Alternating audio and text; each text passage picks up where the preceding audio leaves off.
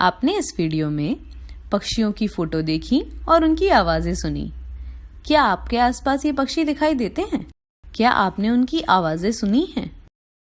आपके आसपास आने वाले पक्षियों की आवाजें सुनें और उन्हें देखने की भी कोशिश करें।